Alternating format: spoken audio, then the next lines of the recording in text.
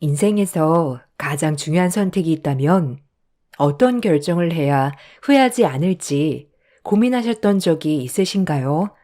저 역시 수많은 고민들 중 현명한 선택을 해야만 하는 상황에서 내가 올바른 판단을 했을까라고 지금까지 생각하는 평범한 사람입니다. 안녕하세요. 저는 분당에 거주하고 있는 30대 여자입니다. 제가 지금 들려드릴 얘기는 제가 겪은 사연이에요. 항상 이랬으면 어땠을까, 저랬으면 어땠을까라고 늘 후회만 해왔는데 지금 들려드릴 얘기는 단 한 번도 후회해 본 적이 없는 이야기죠. 저는 대학교 실시에서 만난 남자친구와 6년의 열애 끝에 결혼에 성공했습니다. 처음 연애를 할 때는 너무 순수했던 마음으로 오로지 저만 좋아해준다는 믿음 하나로 연애를 이어갔던 것 같아요. 그 사람은 대학교 때 과제는 물론 제가 아프다면 수업 시간에도 나가서 약을 사오곤 했었죠. 모든 친구들이 제가 행복한 연애를 하고 있다고 두루두루 말할 정도였으니까요. 성민이는 널 진짜 너무 좋아하는 것 같아. 어쩜 저렇게 헌신적이야? 네가 아프다고 하면 무조건 약소를 가는 것 좀 봐. 성민이가 다정하긴 하지. 나도 그런 면 보고 만나는 거니까 뭐. 나도 성민이한테 잘할 거고. 무조건적인 건 없으니까. 부러운 기집애. 얼굴도 잘생겨. 너만 바라봐. 너 진짜 여한이 없겠다. 어찌됐건 이러다 학교 1호 커플이 결혼까지 할 것 같아. 그렇게 대학교 시절은 저에게 꽃 같은 일상이었습니다. 그렇게 연애도 하고 공부도 하고 두 마리 토끼를 잡아갈 때쯤 저희에겐 조기 취업이라는 제도가 있었어요.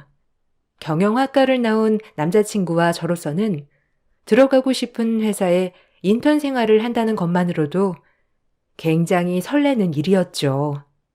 하지만 성적 때문에 학과에서 유일하게 제가 먼저 조기 취업 대상자가 되었습니다. 그런 와중에 직장인 남자친구는 취준생의 길을 걷게 되었죠. 그러면서 저희에게도 살짝의 균열이 생겼지만 학교 다니는 4년 내내 남자친구에게 너무 많은 사랑을 받았던지라 저도 열심히 취준생 남자친구 뒷바라지를 잘해줘야겠다 생각했어요.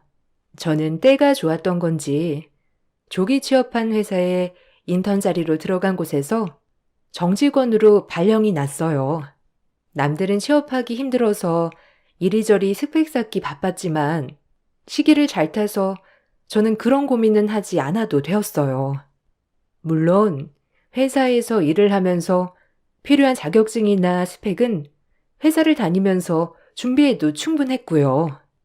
학교에서 남자친구를 매일 만났다면 지금은 저희 회사 일과 남자친구의 취업 문제로 만나는 횟수가 줄게 되었어요. 그러면서 남자친구는 저에게 조금 달라지기 시작하였습니다. 그때는 취준생은 힘드니까 당연히 그럴 수 있다 생각하며 다 맞춰줬어요. 학교 다닐 때 잘해줬던 것을 생각하며 지금은 내가 힘이 되어줘야겠다 생각했으니까요. 하지만 남자친구는 대학 시절 연애 때와는 너무 달랐어요. 너무나도 달라진 모습이지만 공부가 힘들어서 그러겠거니 했었죠. 너 요새 얼굴이 많이 안 좋아 보여. 어디 안 좋아? 아니면 공부가 많이 힘들어서 그런가? 오늘 네가 먹고 싶은 거 먹으러 가자. 아, 됐어. 내가 사줄 수도 없는데 어떻게 먹으러 가냐? 돈 번다고 자랑하는 것도 아니고. 아, 미안. 말이 심했지? 너 왜 이렇게 예민해? 공부가 잘 안 풀리는 거야? 아니야, 그럴 수도 있지 뭐. 괜찮아. 힘들면 나한테 얘기하고 풀어. 아, 진짜 미안하다. 요새 내가 왜 이러는지. 주변에 하나둘씩 취업하니까 마음이 조급해져서 나도 모르게 좀 예민한가 봐. 아니야, 괜찮으니까 힘든 거 있으면 말해. 내가 뭐 도와줄 건 없어? 취업 준비가 힘들긴 하지. 내가 우리 회사 공고 나오는 대로 바로 알려줄게. 그리고 회사에서 선호하는 것들도 내가 포트폴리오 만들어서 가져다 줄게. 힘내. 우울해하지 말고. 아, 진짜 고마워. 힘내야지. 나도 모르게 조급해진 거니까 금방 괜찮아질 거야. 네가 힘이 돼줘서 너무 좋다. 그렇게 남자친구의 취업 준비는 본격적으로 시작되었습니다. 제가 도움이 되는 거라곤 회사들의 인재상 필요한 스펙들을 포트폴리오에 정리해서 건네주는 것 뿐이었네요. 물질적으로도 남자친구는 취업 준비생이었기에 데이트 비용은 제가 쓰기 시작했어요. 이런 것도 문제되진 않았어요. 지금은 제가 벌고 있고 남자친구는 학생이기 때문에 아깝다고 생각이 들진 않았죠. 하지만 남자친구의 취업 준비가 길어질수록 남자친구는 더 예민해져만 갔어요. 한 번은 회사에 회식을 하는데 남자친구의 전화를 못 받은 날이 있었죠. 너 장난하냐 지금? 내 전화 왜 안 받아? 뭐 했어 어디서? 너도 나 무시하는 거지 지금? 너 일한다고 뭐 유세 떠는 거야? 뭐? 너 무슨 말을 그렇게 해? 회식한다고 아까 문자 했잖아. 회식을 하다 보면 전화 못 받고 늦어질 수도 있는 거지. 왜 그래? 지금 네 말은 내가 직장인이 아니니까 널 이해 못한다고 하는 거잖아. 안 그래? 너까지 나 지금 무시하냐고. 아 진짜 열받아. 너 진짜 자격지심으로 똘똘 뭉쳐있구나. 너 지금 한 말 진짜 별로야, 알아? 내가 알던 김성민 맞아? 요즘엔 진짜 낯설다. 앞으로 이런 일이 반복이 된다면 결국은 만나지 못할 거라고 생각했어요. 그래서 저도 세게 나갔죠. 하지만 남자친구는 다시 저에게 사과를 하며 눈물을 흘렸습니다. 그런 모습을 보니 마음이 많이 약해지더라고요. 얼마나 힘들면 그럴까 싶기도 하고요. 미안해. 진짜 안 그러려고 하는데 나도 내가 왜 이러는지 모르겠어. 용서해줘. 다신 안 그럴게. 진짜 열심히 할게. 아니야, 이해 못하는 거 아니야. 그리고 힘들면 잠시 쉬어가는 것도 괜찮지 않아? 너 이렇게까지 스트레스 받는데 좀 더 생각해봐. 전 그렇게 남자친구에게 쉼을 권했죠. 아무래도 취업 준비만 2년을 하다 보니 자격지심도 있고 피폐해진 것도 있어서였어요. 남자친구는 일주일 정도 생각할 시간을 가지고 결정한다고 하더군요. 전 그렇게 남자친구의 연락을 기다리며 일을 했어요. 그렇게 기다리던 일주일이 지나고 남자친구는 저에게 노선을 틀었다고 말을 했어요. 취업을 당장 하지 않겠다고 말이죠. 남자친구 성격이 변덕스러운 면이 없지 않아 있어서 조금은 걱정스럽기도 했어요. 이러다 이것도 안 되고 저것도 안 되는 거 아닌가 말이죠. 나 공무원 준비해보려고. 어차피 취업해도 당장은 좋지만 노후가 보장되어 있는 것도 아니고 평생 직장인 공무원 할까봐. 뭐? 갑자기 공무원? 뭐 되기만 한다면 좋긴 한데 하던 공부랑 좀 다르지 않아? 그럼 몇 년 정도 계획하고 있는데? 1년이야. 딱 1년 안에 승부 볼 거야. 어떻게 해서든지 붙을게. 한 번만 더 믿어줘. 그리고 나 공무원 붙으면 결혼하자. 남자친구가 딱 1년만 공무원 준비를 해보겠다고 했어요. 말릴 수도 없었고 워낙 결의에 차 있는 듯이 얘기를 했기 때문에 한 번만 믿어보기로 했어요. 그리고 저는 남자친구가 공부만 하는 동안 뒷바라지를 했습니다. 저는 그동안 회사에서 성과를 많이 내어 최연소 대리라는 직급을 달게 되었죠. 축하를 받고 싶었지만 남자친구가 지금은 예민한 시기이니 당연한 축하조차도 바라지 않았어요. 그렇게 1년 동안 남자친구의 공부가 시작되었습니다. 취준생 때와는 다르게 남자친구는 공부를 더 열심히 하는 것 같았죠.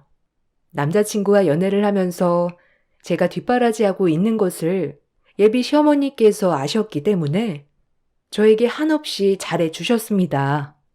그런 모습에 저도 남자친구가 시험에 합격해서 결혼을 한다면 결혼 생활을 잘 이어나갈 수 있겠다 싶었어요. 아유, 우리 채린이 덕분에 성민이가 공부를 더 열심히 하는 것 같아. 채린이 없었으면 어쩔 뻔했냐?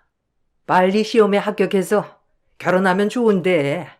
좀만 기다려, 채린아. 아마 우리 성민이는 꼭 해낼 거다. 너도 우리 성민이 믿지? 난 잘할 거라고 믿어. 그럼요. 성민이 잘할 거예요. 요즘엔 공부도 더 열심히 하고 모의고사도 보면 성적이 꽤 잘 나오더라고요. 걱정 마세요. 아유, 우리 채린이가 있어서 그래. 옆에서 얼마나 힘이 되겠니? 성민이가 너라면 껌뻑 죽잖아. 그런 네가 힘이 돼줘서 그래. 아니에요.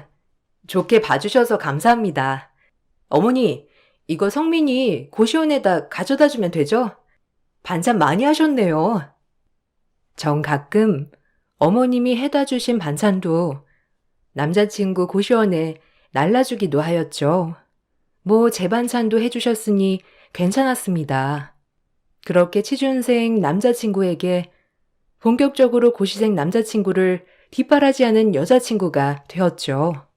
저도 일 욕심이 많았던지라 그 기다리는 시간 동안 회사 일에 더 몰두할 수 있었습니다. 그렇게 남자친구의 약속했던 1년이 지나고 남자친구는 대견스럽게 공무원에 합격하는 기쁨을 잃었어요. 9급 공무원이었지만 미래가 보장되어 있다는 안정감에 저희는 뛸 듯이 기뻐했습니다. 2년의 취업 준비 그리고 1년의 고시 생활 끝에 남자친구는 9급 공무원으로 취직하게 되었죠. 그렇게 저희의 파란만장했던 연애는 끝이 났습니다. 그동안 기다려줘서 너무 고마워, 채린아. 이제 우리 결혼 준비하자. 내가 진짜 잘할게. 평생 행복하게 해줄게. 그렇게 기다려왔던 고백을 듣는 순간 눈물이 왈칵 쏟아졌습니다. 3년의 긴 공백 기간이 이렇게 해피엔딩으로 끝나는가 싶었죠. 결혼을 약속하고 본격적으로 남자친구는 출근을 하였고 저도 늘 반복되는 똑같은 회사 일상이 시작되었어요. 달라진 게 있다면 저도 직장인이고 남자친구도 직장인이라는 거였어요. 하지만 남자친구는 공무원이 되고서 조금 변한 것 같았어요. 오히려 취업을 하고 나니 씀씀이도 커지고 본인이 생각했던 직무가 아니었는지 늘 불만이 많았습니다. 고생 끝에 취업을 했으니 실망감이 큰가 보다고 생각하며 애써 긍정적으로만 보려고 했던 것 같아요. 그렇지 않으면 너무 실망할 것 같았거든요. 아, 피곤해. 네가 공무원 사이를 몰라서 그래. 일반 회사랑은 달라요. 계급 사이가 얼마나 투철한지 아무나 못할 것 같다니까. 아, 그 정도야? 그러게 너 힘들겠다.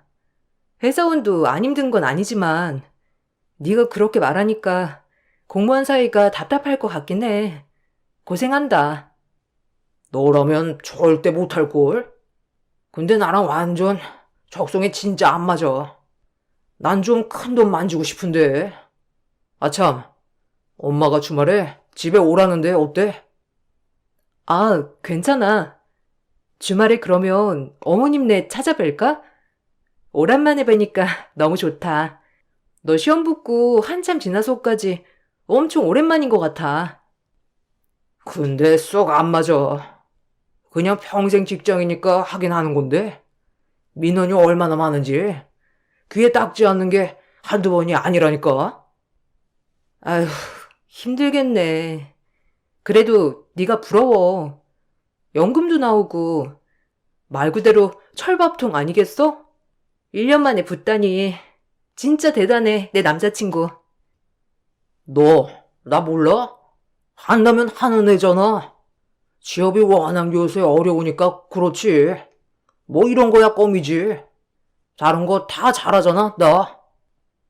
약간 허세 아닌 허세가 가득한 남자친구였지만 취직해서 얼마나 좋을까 하는 마음에 귀엽기도 하였죠. 그래, 마음껏 누려라 했네요. 그리고 그 주말 예비 시어머님이 밥 한번 먹자 해서 예비 시댁을 방문한 날이었어요. 그날 많은 걸 보고 느낀 날이었죠. 아이고, 채린이 왔니? 넌 어쩜 연락 한 번을 먼저 안 하니? 꼭 내가 먼저 해야 되지? 일단 앉거라. 배고플 텐데. 무언가 말에 뼈가 있는 듯한 느낌이었어요. 단 한 번도 저렇게 말씀을 하신 적이 없었지만 갑자기 멀게만 느껴졌습니다. 아, 제가 먼저 연락드렸어야 했는데 죄송해요. 요새 일도 많고 성민이도 바쁘고 저희도 자주 못 만났거든요. 앞으로 연락 자주 드릴게요. 그래. 아니, 우리 성민이가 공무원이 됐잖아. 내가 어디 가서 다 자랑하면 아주 아줌마들이 난리야. 우리 성민이 대단하다고. 요새는 그 공무원 되기가 얼마나 어려워, 안 그러냐? 취업이야 개나 소나 아무데나 다 하는 거. 공무원이 얼마나 대단해? 아, 그렇죠. 성민이 대단하죠. 1년 만에 시험에 붙고 저도 대단하다고 생각하고 있었어요. 어머님, 요새 너무 좋으시겠어요. 그럼 아주 살맛나. 아니, 어제는 찜질방에 갔는데 우리 성민이 중매자리 들어온 거 있지? 아유, 선생이라나 뭐라나. 순간 중매라는 말에 제 귀를 의심했습니다.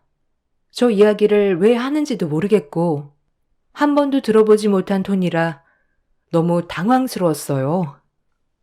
네? 중매요? 아, 성민이 인기 많네요. 아니, 공무원 되어서 동네에서 인기스타 된 거 아니에요? 곤란한데. 억지로 어머님께 장단 맞춰 웃어 보였지만 기분은 너무 나빴습니다. 아들이나 엄마나 공무원에 아주 심취해 있었구나 생각했죠. 아유, 근데 내가 뭐 결혼할 사람이 있다고는 했지 뭐. 참 아까운 자리였는데 말이야. 성민이가 인물도 좋잖니. 아휴, 엄마 그만해. 뭘 또? 하긴 아니.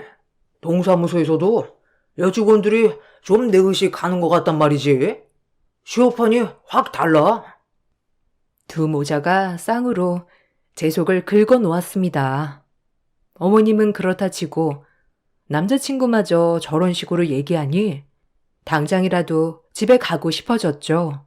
꾸역꾸역 집에 간다는 말을 참으며 저녁을 먹고 나오는 길 남자친구와 대판 싸웠어요. 오늘 있던 언행에 대해 불쾌하다고 말했죠. 오늘 뭐야?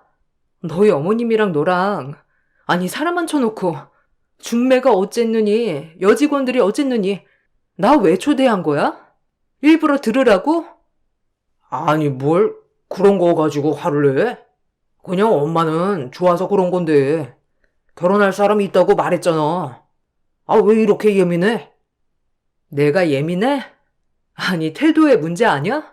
사람 앉혀놓고 너 우리 엄마가 너 취준생 때 앉혀놓고 채린이 선 들어왔느니 하면 좋아? 그거랑 이거랑 같냐? 하여튼 예민해서 뭐 기분 나빴다니까. 일단 사과는 하는데 너도 예민한 거 좀 고쳐. 그거 사람 되게 피곤해. 순간 너무 어이가 없었지만 계속되면 싸움이 될 것 같아 참았습니다. 그리고 저희는 약속했던 결혼 준비를 해나갔죠. 결혼을 준비하며 가장 먼저 상견례를 진행하게 되었어요. 상견례를 진행하면서 또 한 번 남자친구와 남자친구 어머님께 실망을 크게 했었고요. 아유, 그래도 우리 성민이가 이렇게 시험에 떡하니 합격해서 결혼을 한다고 인사를 놓니 얼마나 든든한지 사도는 좋으시겠어요. 아유, 그럼요. 내가 우리 아들 좋은 선자리 다 마다하고 재린이한테 보내는 거잖아요. 뭐 의리가 있으니까. 네? 아, 성민이가 인물도 좋고 아무래도 훤칠하니 여자들이 좋아할 스타일이긴 하죠. 그래도 우리 채린이도 뭐 어디 가서 빠지지 않는걸요. 어머, 여자는 나이 들면 그래도 끝이더라고요. 남자는 나이 들면 중년의 멋이라는 게 있는데 여자는 또 아니더라고요. 저희 엄마는 말이 없으셨죠. 아니, 참으셨어요. 좋은 자리에서 언성을 높이면 혹시나 딸의 결혼에 지장이 될까 화를 참는 게 보였습니다. 예단 목록 정해주시면 준비하겠습니다. 그리고 날짜는 성민이랑 채린이가 좋은 날로 정해서 하는 걸로 할까요? 아유, 목록을 어떻게 전해야 하나 제가 아무래도 생각해 봤는데 우리 성민이는 국민 사위잖아요. 남들 다 원하는 공무원. 그래서 아무래도 예단은 좀 욕심이 나더라고요. 사돈, 제가 성민이 통해서 목록을 짜고 전달해 드릴게요. 아무래도 신중해야 하니. 어이가 없었어요. 남자친구네 형편도 평범했고 저희 결혼에 뭐 하나 보태주시지 못할 형편이었거든요. 그런데 아들 가지고 장사하는 느낌이 들어 기분이 너무 나빴습니다. 화장실 들어갈 때 다르고 나올 때 다르다더니 딱 그 짝이었죠. 그리고 상견례가 끝이 나고 애써 엄마는 기분 나쁜 티를 내지 않으셨지만 제가 다 죄송했어요. 그래서 엄마에게 먼저 말을 꺼냈습니다. 성민이네가 원래 안 그러는데 취업 되게 오랜만에 했잖아. 그래서 들떠서 그래. 그냥 엄마가 이해해줘. 뭐 계속 그런 건 아니니까. 이해해야지 어떡하겠니. 참나.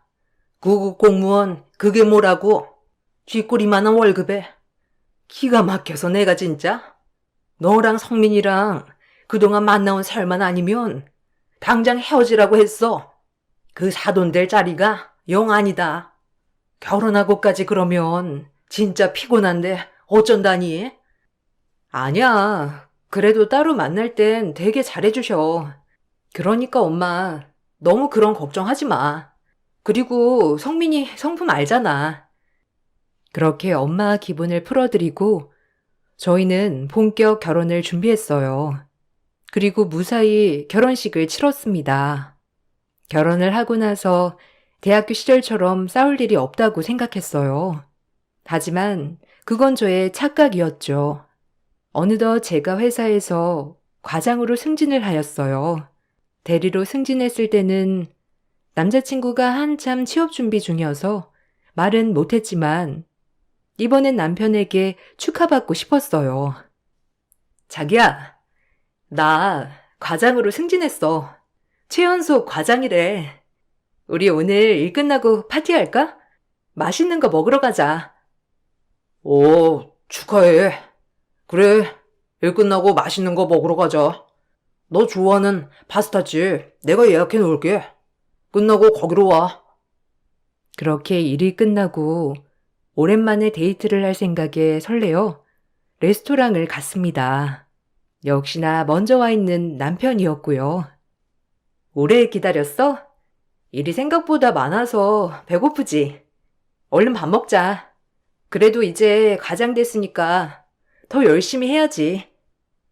근데 요새 평생 직장이라는 게 있나? 어느 정도 진급하고 퇴사하는 거지. 너무 회사에 몸 바치지 마. 어차피 퇴사할 건데. 아니, 무슨 말을 그렇게 해. 나는 여기 평생 직장처럼 생각하고 있어. 지금 그래도 잘 다니고 있으니까 더 열심히 해야지. 그래도 공무원 아니면 다 거기서 거기야. 아무리 몸 바쳐 일해도 나중에 명예퇴직 이런 거 권유할 수도 있다. 그러니까 설설해. 남편은 공무원이 아닌 이상 비전이 없다고 말을 했어요. 본인 취준생일 때 회사 들어가고 싶어서 그랬으면서 지금은 공무원이 됐다고 회사를 무시하는 격이었죠. 그것뿐만 아니라 결혼하고 보니 저와의 가치관이 너무 달라 매번 다툼이 되기도 했어요. 매일같이 새로 산 옷에 구두에 핸드폰도 왜 이렇게 자주 바꾸는지 제가 벌이가 훨씬 많았기 때문에 집안 문제에 관련된 돈은 제 돈으로 해결했습니다. 생활비며 식비 말이죠.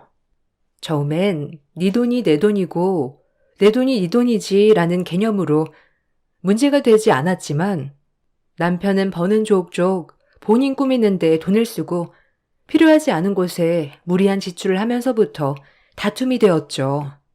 너무 속상했어요. 아니, 자기 저축 안 해? 너 왜 어떻게 되려고 그래? 집 대출금에 아이도 낳아야 하는데 어떻게 그렇게 사고 싶은 거 다 사고 살아? 돈 아무리 모아봐. 한 달에 100만 원씩 저축해도 1년이면 1200이야. 10년이 돼야 1억이 넘어. 그걸로 집을 살 수 있냐? 지금처럼 너도 아등마등 하지 말고 살아. 그냥 우리끼리 벌어서 쓰고 싶은 거 쓰고 여유롭게 살자 이 말이야. 뭘 그렇게 아둥대? 뭐? 당신 이 집 대출금은? 그리고 돈 그렇게 펑펑 쓰다가 나중에 큰일 생길 때 어떻게 할래? 자기 이제 혼자 아니잖아. 남편의 대답에 어처구니가 없었어요. 내 남편이 욜로족이었다니 내가 알던 사람이 맞나 싶었어요. 나중에 연금이 얼마가 나올지 모르지만 아이도 낳아야 하고 이렇게 돈이 많이 필요한 세상을 그때그때 사고 싶은 거 다 하고 살다니요. 한심했습니다. 그리고 남편은 하다 코인에도 손을 대기 시작했어요. 처음에 한두 푼으로 큰 돈을 벌기 시작하더니 그 잘난 공무원도 그만두었죠.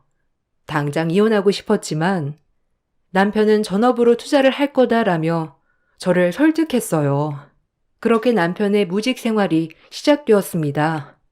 항상 월급쟁이는 비전도 없고 돈을 모아도 집도 못 산다더니 남자친구는 얼마 안 되는 퇴직금마저 코인에 투자하기 시작했죠. 처음엔 수익이 나왔어요. 남편은 기세 등등했습니다. 그런 모습을 보고 시어머니는 저에게 얼마나 능력 있는 남편을 만났냐며 또다시 아들을 치켜 세우기 바빴어요. 전 속으로 말이 좋아야 전업 투자지. 백수나 따로 없는 남편이 한심했네요. 공무원은 나랑 안 맞아. 박봉해, 민원해. 평생 이거 할 생각하니까 숨이 막히는데 어떻게 직장을 다녀? 난 큰돈을 만져야 해. 다들 그러고 살아. 어떻게 내 적성에 딱 맞춰서 일을 해? 다들 돈 벌려고 사는 거지. 나도 집에서 마냥 놀고 싶어. 그게 내 꿈이야. 너랑은 다르지. 너는 회사원이 잘 맞잖아. 나는 사업이나 투자 쪽이 잘 맞는다니까. 나만 믿어봐, 진짜. 돈방석에 앉게 해줄게.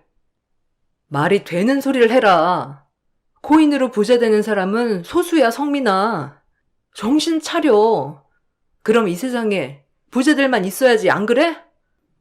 그렇게 5, 6년이란 시간이 흘렀어요. 남편은 매일을 집에서 코인만 붙들고 있었어요. 그마저도 풀리지 않는 것 같았죠. 언제까지 취직 안 할 거야? 내가 언제까지 이렇게 일만 해야 하니? 너 이대로 집에 눌러 앉을 거야? 지친다, 진짜. 아이씨, 좀만 기다리라니까. 코인은 한 번 터지면 대박이야. 너도 봤잖아. 우리 대박 한 번 났었잖아. 너 날 수 있다고.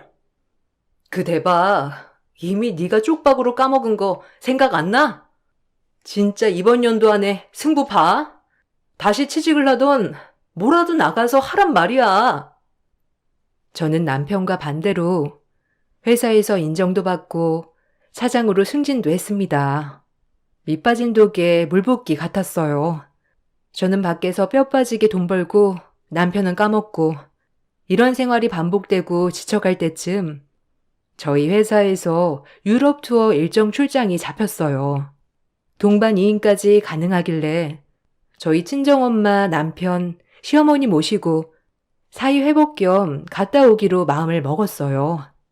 그리고 남편의 취직 설득을 위해 여행 가서 기분 좋을 때 설득해보자 싶기도 했고요. 좋은 곳에 가면 좋은 생각만 할 수 있을 테니까요. 그게 저의 어리석은 착각이었죠. 여보, 회사에서 유럽 출장 잡혔는데 하루만 일하면 되고 나머진 자유 일정인데 우리 양가 어머님들 모시고 여행 갔다 올까? 오, 공짜야? 그럼 가야지. 가뜩이나 집에서 스트레스 쌓였는데. 근데 넷이 갈 수 있어? 보통 동반 1인이나 2인 아니었어? 그래서 한 명은 추가해야 하는데 뭐 그래도 이왕이면 같이 가는 게 좋으니까 추가해서 가면 되지. 넷이 다녀오자. 아, 굳이 추가해서 가야 해? 너랑 나랑 엄마랑 셋이 가면 안 돼? 장모님은 다음에 또 모시고 가면 되잖아. 뭐? 아니 그럼 우리 엄마는 모시고 가지 말자는 거야? 그럼 어머님을 빼고 가. 내가 이렇게 얘기하면 좋아? 넌 꼭 좋은 마음을 먹으려고 해도 좋은 마음이 안 먹어져. 요즘 어머님이랑도 그렇고 너랑도 그렇고 해서 기분 전환 겸 갔다 오려고 한 건데 참나. 아, 미안해. 알겠어. 내가 경솔했어. 미안. 그럼 넷이 다녀오자. 근데 뭐 입고 가지? 일정 언제라고? 엄마한테 전화해야지. 그렇게 저희는 넷이 유럽에 가게 되었어요. 처음 유럽에 가는 어머니와 엄마는 굉장히 기뻐하셨어요. 그리고 그것이 사건의 발단입니다. 남편이 뭐라고 말했는지는 모르겠지만 여행 가는 내내 어머님은 계속 저와 저희 엄마에게 안 해도 될 말을 하였어요. 꼭 남편이 코인으로 돈을 벌어서 우리를 여행시켜 주는 것처럼 구셨죠. 아니 설사 그렇다 하더라도 언행 자체가 문제가 되셨어요. 아니, 사돈. 얼마나 좋으셔요. 우리 성민이 덕에 이런 호사를 다 누려보시고 원래 우리 셋만 가는 건데 사돈도 껴준 거예요. 얼마나 좋아요. 사위 잘 둔 덕에 이런 호사를 누리시네. 인물이 빠지나 성격이 흠이 있나. 재린이 얼마나 시집 잘 왔어요. 애가 가정적이고. 그러게요. 저까지 이런 구경을 다 시켜주고. 아유, 너무 좋네요. 절경도 그렇고. 아유, 풍경 멋있다. 전 시어머니 말이 매우 거슬렸지만 그래도 아들 하나 있는 거 기라도 살려주고 싶나 보다 했어요. 하지만 시간이 갈수록 심해졌죠. 저희 엄마는 제가 시켜주는 여행인 걸 아셨지만 매번 집에만 있는 사위 혹여나 기죽을까 어머님의 장단에 맞춰주었어요. 그런 엄마의 마음은 모른 채 어머니와 남편은 자꾸 엄마를 무시하였습니다. 꼭 여행의 불청객 마냥 엄마를 대했죠.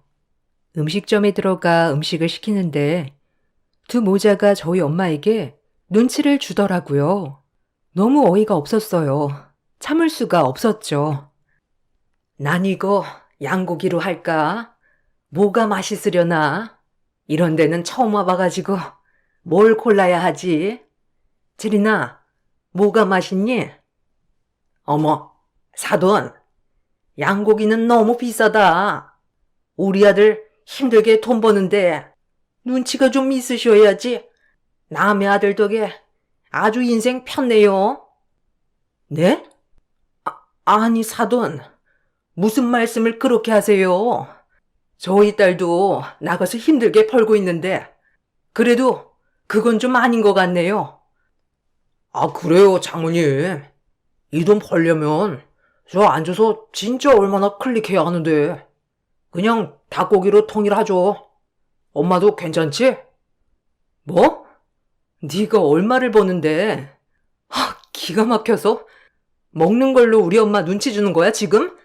이거 다 어차피 내 돈 아니야? 너 그렇게 능력 있으면 너희 엄마랑 알아서 와. 이 티켓은 찢어버릴 거고 나랑 엄마는 먼저 갈 거니까. 어머니, 그 잘난 6년째 무직인 아드님이랑 알아서 한국 오세요. 전 갑니다. 그리고 한국 가면 이혼해. 너랑 도저히 못 살겠다. 넌 갱생 불가야. 뭐? 너 어디서 그런 막말을 하니? 알아서 오라고? 아니, 티켓은 줘야지. 참나, 내가 이러고 가만히 있을 줄 알아? 우리 아들, 공무원도 했던 애야. 뭐든 잘할 수 있다고. 너 아주 후회할 거야, 지금 이 행동. 그 많은 중매 다 거절하고 결혼시켰더니만. 지금이라도 중매시켜서 결혼시키세요. 엄마, 가자. 일어나. 더 이상 상종할 필요 없어. 그럼 이혼 서류 준비되면 연락할게. 그렇게 저와 엄마는 자리를 박차고 호텔로와 짐을 찾아 다른 숙소로 옮겼어요. 엄마에겐 그동안에 있었던 얘기들을 해주고 깔끔히 이혼한다고 얘기했죠. 그리고 죄송하다고도 했네요. 엄마는 너무 잘했다고 오히려 기운을 북돋아 주셨어요. 그런 마음 때문에 제 마음이 가벼웠습니다. 그렇게 엄마와 남은 여행을 하고 한국에 들어왔고요. 남편은 무슨 돈으로 한국에 들어왔는지 모르겠지만 오자마자 저에게 전화하여 사정을 하기 시작했어요. 하지만 때는 늦었어요. 이미 마음이 떠났거든요. 만나서 얘기하자. 다짜고짜 이혼이라니. 그리고 그냥 엄마가 아들 기 한번 살려주신 건데 그게 그렇게 잘못된 거야? 너 기 살려주려고 나 무시해도 되고? 우리 엄마 깔봐도 되고? 말도 안 되는 소리 마. 나 진짜 100번도 넘게 참았어. 너랑 결혼하는 게 아니었어. 무능력하면 인성이라도 훌륭해야지. 넌 이것도 아니고 저것도 아니고. 어차피 그 집에 너 집은 하나도 없으니까 몸만 나가. 그냥 너 집 빼면 들어갈 거니까. 그리고 너 그렇게 사랑하는 어머님네 가서 수발 받으며 전업 투자해. 하고 전화를 끊어버렸네요. 그렇게 저의 연애 시절부터 결혼 생활까지 사랑했던 한 남자와의 마침표를 찍었습니다. 어머님은 회사도 찾아오고 전화도 하면서 이제서야 미안하다며 한 번만 용서해달라고 하셨죠. 하지만 어머님은 또다시 사태가 뒤바뀌면 금세 변할 사람이라는 것도 알아서 크게 와닿지가 않았어요. 제 인생에서 쉽지 않았던 선택 이혼을 해보고 느낀 점은 진작 나버릴 걸이라는 생각이 많이 들었어요. 이렇게 홀가분한 것을 이혼을 하고 저는 회사에 더욱더 매진하게 되었어요. 회사에서 인정받고 열심히 커리어를 쌓아가며 살고 있네요. 아직도 전 남편한테는 간간히 연락이 옵니다. 하지만 번호도 바꿨어요. 동문회에 나가면 남편은 아직도 코인에 정신 못 차리는 것 같았고요. 동문들도 오히려 걱정을 하는 눈치더라고요. 그중 친한 동문은 말했죠. 너 성민이랑 이혼하길 잘했어. 코인 그것도 도박이야. 성민이가 어쩌다 그렇게 됐는지. 그래도 너 좋아 보여서 다행이다. 아, 그치? 그래도 뭐 이제 그냥 걔 인생 열심히 살도록 응원할 뿐이야. 더 이상 욕할 것도 없고 그냥 신경도 안 쓰여 이젠. 남편은 내가 알던 사람이 맞나 싶을 정도로 너무 변하기도 했고 이미 나와 가치관 자체가 맞지 않다는 걸 알았기 때문에 지금의 선택에 후회가 없습니다. 저는 언제나 제가 선택한 일에 후회만 해왔는데 제 인생에서 이혼은 인생의 터닝포인트이자 단 한 번도 후회하지 않는 선택입니다. 여러분들도 결단을 내리셔야 될 일이 생기면 주저하지 말고 내리셨으면 좋겠어요. 그것이 터닝포인트가 될 테니까요. 긴 글 읽어주셔서 감사합니다. 안녕하세요. 저는 현재 복지사로 일을 하고 있는 50대 여자입니다. 요즘 모두들 많이 어려우시죠? 저희 집안 또한 상당히 어려워졌네요. 남편이 다니던 회사는 자금이 원활하게 돌아가지 않아 결국 부도가 났고 하나 있는 딸마저 백수가 되고 말았습니다. 다행히도 저는 아직까지 많은 월급은 아니지만 저희 가족 입에 풀칠할 정도로 버티고 있긴 하네요. 이런 상황이 언제까지 지속되려는지는 모르겠지만 하루빨리 예전처럼 웃으면서 서로 얼굴 보는 날이 다가왔으면 좋겠습니다. 제가 여기에 사연을 신청한 이유는 제가 앞으로 어떤 식으로 일을 처리하면 좋을지 다수의 의견을 들어보고 싶어 신청하게 되었어요.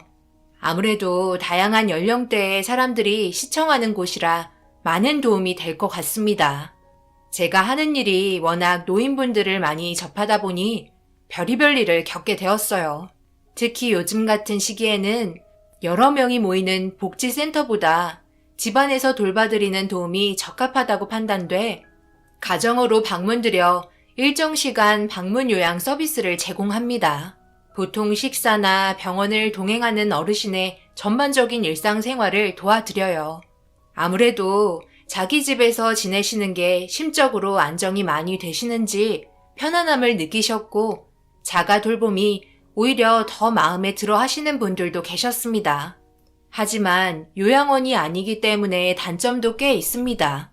자잘하게 일 처리해야 하는 부분에 있어서 번거로운 점도 있거든요.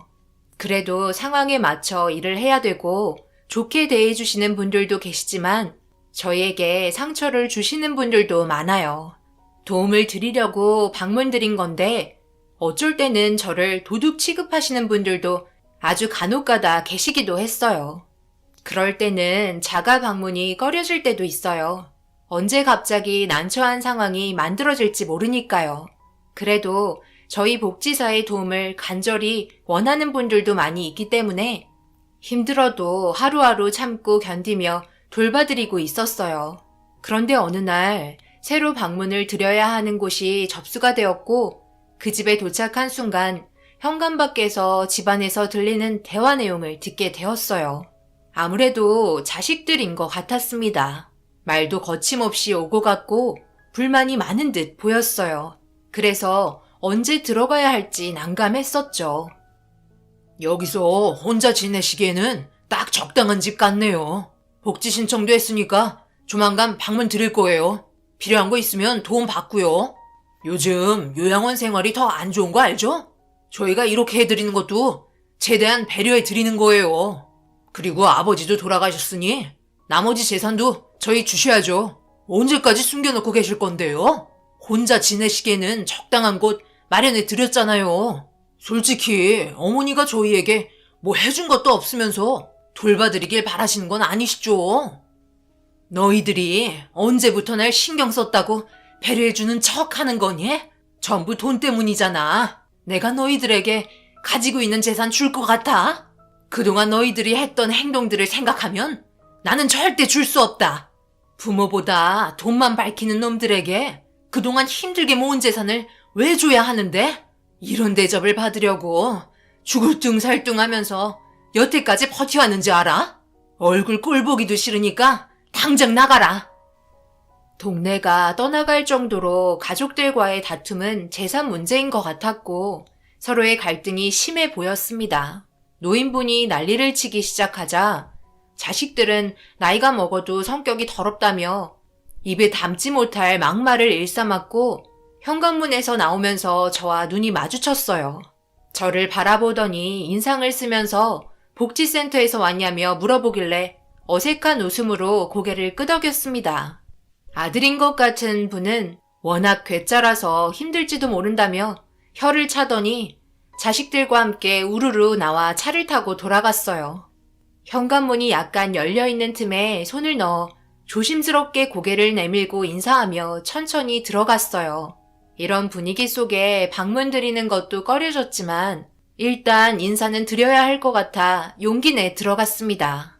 이것보다 더한 일도 많이 겪었으니까요.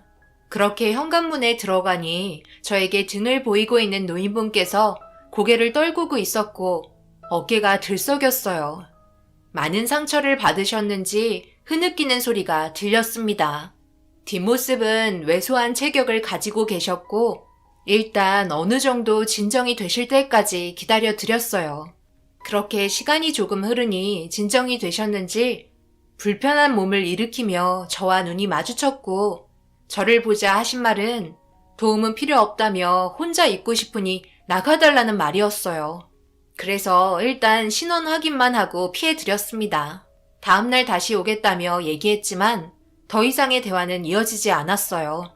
그렇게 우울한 감정을 가지고 집에 도착해 몇 시간 전에 있었던 일에 대해 떠올려봤고 그분에게 필요한 물건이 뭐가 있을지 생각하면서 집안일을 하기 시작했어요. 저녁 준비가 거의 다 끝나가니 남편과 딸이 들어왔습니다. 저녁을 먹으며 이런저런 얘기를 하던 도중 그날 있었던 일에 대해 물어보기 시작했어요. 저 혼자만의 생각이 아닌 여러 사람의 의견을 듣는 게 좋을 것 같아 남편의 의견과 딸의 의견을 들어봤습니다. 좀 전에 내가 어느 노인분 집에 방문했었는데 자식들과 상당히 많은 트러블이 있는 것 같더라고. 그날 잠깐 본 거라 뭐라고 단정짓긴 좀 그렇지만 분명 자식들이 잘못하고 있는 것 같긴 한데 아무래도 재산 문제가 제일 큰 것 같아. 자식과 부모 사이에 재산 문제가 언급되면 서로 불편한 게 많아지지. 자식은 태어날 때부터 부모가 죽을 때까지 바라기만 하잖아. 자식들이 얼마나 많은지 모르겠지만 부모 입장도 이해가 되긴 하지. 여태까지 힘들게 키워놨더니만 그런 허름한 집에 데려다 놓고 재산까지 전부 뺏어가려는 건 혼자 살다 세상 떠나라는 말이잖아. 그동안 아낌없이 온갖 사랑을 주며 키웠을 텐데 자신에게 돌아오는 건 자식들의 모진 말과 행동들 뿐이니 얼마나 가슴 아프시겠어. 그러니 더더욱 주기 싫었겠지. 남편은 뭘 해주기보다 딸같이 다가가 많은 대화를 해주는 게 제일 좋을 것 같다며 친구가 되어주라고 하더라고요. 위로를 받을 수 있는 사람이 한 명이라도 있다면 삶에 큰 도움이 된다며 저에게 조언을 해주었고 딸 역시 자식들이 너무한 것 같다며 분노하고 있었습니다. 그날 저녁 무슨 대화를 이어나갈지 많은 생각을 했고 제가 도움을 줄 수 있는 건 최대한 도와드리고 싶어 다음날 다시 찾아뵐 때 간단하게 먹을 거 몇 개 사들고 현관문을 두드렸습니다. 잠시 뒤 현관문을 열어주면서 뭐하러 또 왔냐며 날카롭게 말을 이어나가셨고 이런 일은 한두 번이 아니라서 아무렇지도 않게 들어갔어요. 지내시면서 별일 없으셨어요? 그래도 어제보다 오늘이 좀 더 괜찮죠? 살다 보면 별의별 일 다 겪잖아요. 안 와도 된다니까 왜 온 거야? 도움받을 정도로 내가 약해 보여? 혼자 있고 싶은데 왜 이렇게 귀찮게 하는 사람들이 많은 거야? 별 문제 없으니까 볼일 다 봤으면 이만 나갔으면 좋겠네. 내가 그쪽한테 아쉬워해야 할 일도 없고 혼자서 잘 살아갈 수 있어. 알겠어요. 원하시는 대로 하시면 저야 편하죠. 그렇다고 그냥 나 몰라라 할 수는 없어요. 제 직업이라 어쩔 수 없는 거니까 이해해 주세요. 그나저나 점심은 드셨어요? 아직 아무것도 안 드셨죠? 뭐 좀 사왔으니까 요기 좀 하고 계세요. 제가 해드릴 수 있는 건 하고 들어가야 저도 마음이 편해요. 제 입장도 생각해 주셨으면 좋겠네요. 아유, 어제부터 아무것도 안 드신 거예요? 냉장고가 텅텅 비었네요. 일단 제가 간단하게 장 봐올 테니까 떡 좀 드시고 계세요. 여기 근처에 시장이 있거든요. 거기에서 제일 맛있는 떡집에서 사가지고 온 거예요. 안 좋은 일이 있어도 끼니는 거르면 안 돼요. 병 생겨요. 아시겠죠, 어르신? 저는 노인분의 말을 들어주면서 제가 하고 싶은 말 다 하며 해야 될 일을 계속 진행했습니다. 저 같은 사람 처음 봤다는 눈빛을 계속 보내며 멍하니 바라보고 있었고 밝게 웃으면서 현관을 나섰어요. 그날 저녁거리를 사가지고 들어왔는데 안 드실 것처럼 예민하게 구시더니 배가 많이 고프셨는지 사가지고 온 떡을 다 드셨더라고요. 괜히 뻘쭘해 하실까봐 못 본 척 저녁 차렸습니다. 아무래도 며칠 뒤면 저를 편하게 대해주실 것 같았어요. 그래서 지속적인 관심을 계속 보였고 노력하는 모습을 보이자 어느 정도 받아주는 것 같았어요. 그렇게 저희는 점점 가까워졌고 어느 정도 시간이 지나자 개인적인 사생활까지 전부 털어놓을 정도로 좋은 관계를 유지하게 되었습니다. 그런데 노인분과 같이 저녁 먹고 있는 날 갑자기 현관문을 강하게 두드리는 소리가 들렸고 고개를 돌려 밖을 보니 자식들이 들이닥쳤고 또 한 번 한바탕 소란이 일어났습니다. 뭐야? 저녁 먹고 있었네? 지금 이 판국에 밥이 목구멍으로 넘어가요? 지금 저희는 밥도 제대로 먹지 못하고 있는데 여기로 이사 와서 더 살판 나셨네요. 어떻게 하실 건지 결정하셨어요? 지금 사업 자금이 급하게 필요하다니까요. 일단 좀 진정하세요. 그리고 어머님 저녁 드시고 계시는데 이런 식으로 막대하시는 건 자식 입장에서 잘못됐다고 생각되지 않아요? 저기요, 아줌마는 뭔데 남의 가정사에 참견이야. 아줌마가 뭘 한다고 지금 나대냐고? 알지도 못하면 빠지지 그래? 뭐라고요? 저는 어머님을 보살펴드려야 할 복지사고요. 그리고 제가 그쪽보다 어른이니까 할 수 있는 말은 당연히 해도 된다고 생각하는데요. 어머님 식사 중이셨으니까 그런 문제는 나중에 다시 하든지 하세요. 이 아줌마가 아예 개념을 상실하셨네. 제가 지금 뭐라고 했죠? 어머니에게 받아야 될 재산이 있다고 했잖아요. 어머니, 어차피 늙어 세상 떠나면 우리 돈 되는 건데 그거 꽁꽁 싸매고 안 꺼내면 모든 게 좋아질 것 같아요? 장례식이라도 제대로 받고 싶으면 지금 당장 가지고 있는 거 전부 주셨으면 좋겠네요. 아, 진짜 제가 이렇게 간절하게 부탁드리는데 계속 무시하실 거예요? 자식이라는 사람이 무작정 찾아와서는 돈부터 달라는 게 너무 마음에 안 들었어요. 거기에다가 이분과 좋은 관계를 유지하고 있었는데 갑자기 찾아오는 바람에 순식간에 안 좋은 분위기에 저 또한 화가 머리끝까지 올라오고 말았습니다. 저는 더 이상 부모를 막대하는 자식을 두고 볼 수 없어 경찰에 신고한다고 난리를 치기 시작했어요. 저는 직업 특성상 어머님의 안전을 지켜야 했기 때문에 내린 결정이었습니다. 제가 경찰에 신고를 하자마자 난감했는지 급하게 자리를 떠났고 상황은 종결이 되었어요. 이런 삶을 여태껏까지 살아오셨다는 거에 너무 마음이 아프더라고요. 어머님은 털썩 주저앉더니 가슴을 치며 오열하셨고 상당히 괴로워 보이셨습니다. 그렇게 아무 말 없이 한참을 곁에서 지켜드렸어요. 어느 정도 시간이 지나자 진정이 되셨는지 힘겹게 일어나셔서는 이런 모습 보여 미안하다며 다음에 다시 찾아와 달라며 방으로 들어가 누우셨습니다. 저는 집안을 대충 정리하고 인사드린 뒤 집으로 돌아갔어요. 집에 가는 동안 정말 많은 생각을 하게 되었어요. 이런 경험을 해본 건 처음이라 앞으로 어머님을 어떻게 지켜드려야 할지 걱정이 많았습니다. 그렇게 다음날 아침 일찍 어머님을 찾았고 괜찮은 과일이 싸게 나와 사들고 현관문을 두드렸는데 어머님이 방에 안 계신지 조용하더라고요. 그래서 창문 쪽으로 다가가 안에 안 계신지 어머님을 불렀는데 충격적이게도 어머님이 그 자리에 쓰러져 계셨고 아무리 불러 외쳐봐도 일어나지 못하고 계셨습니다. 저는 떨리는 손으로 구급차를 급하게 불렀어요. 언제 쓰러진 건지 모르기 때문에 위급한 상황이었고 응급실에 도착해 어떤 상태인지 몰라 불안한 마음으로 기다리고 있었습니다. 잠시 뒤 의사가 와서 어머님의 상태에 대해서 알려주셨고 충격적이게도 어머님은 암이라는 진단을 받게 되었습니다. 암 말기라 앞으로 살 날이 얼마 남지 않았다는 진단 결과에 그동안 얼마나 힘들었을지 생각이 들자 저도 모르게 눈물이 흘렀어요. 어머님은 한참 동안 깨어나지 못하셨어요. 그리고 더 이상의 항암 치료도 무의미할 정도로 심각한 상태였습니다. 연세가 많으셔서 그나마 진행이 더뎠던 거라며 얼마 남지 않았기 때문에 마음의 준비를 해야 한다고 하셨어요.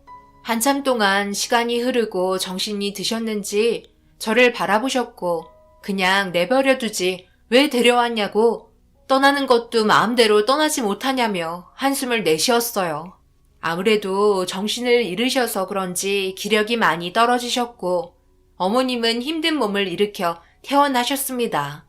병원에서 치료를 더 받는 게 어떻겠냐고 여쭤봤지만 더 이상 살아봤자 무슨 의미가 있겠냐면서 발걸음을 옮기셨어요.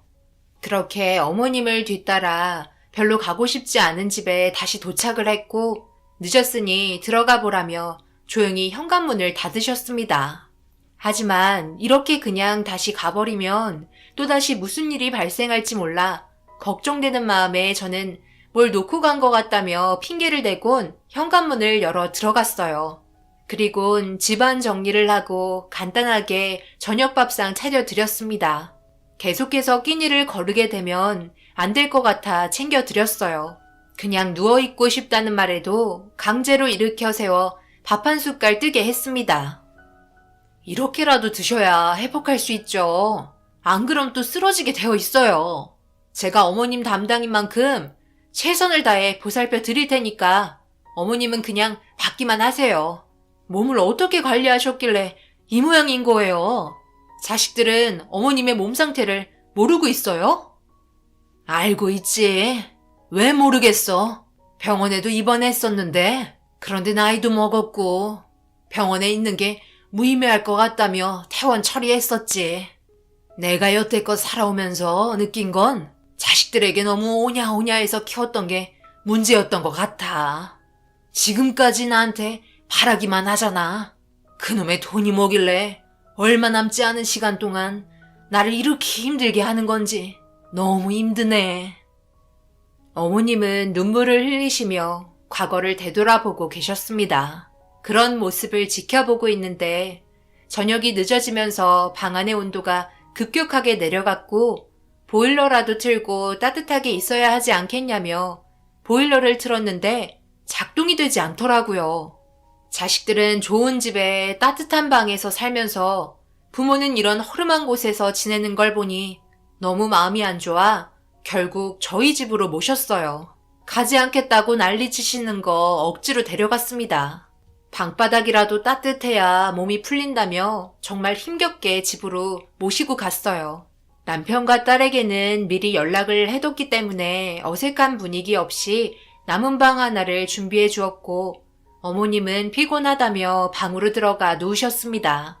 가끔 살짝살짝 문을 열어 몸 상태를 확인했어요.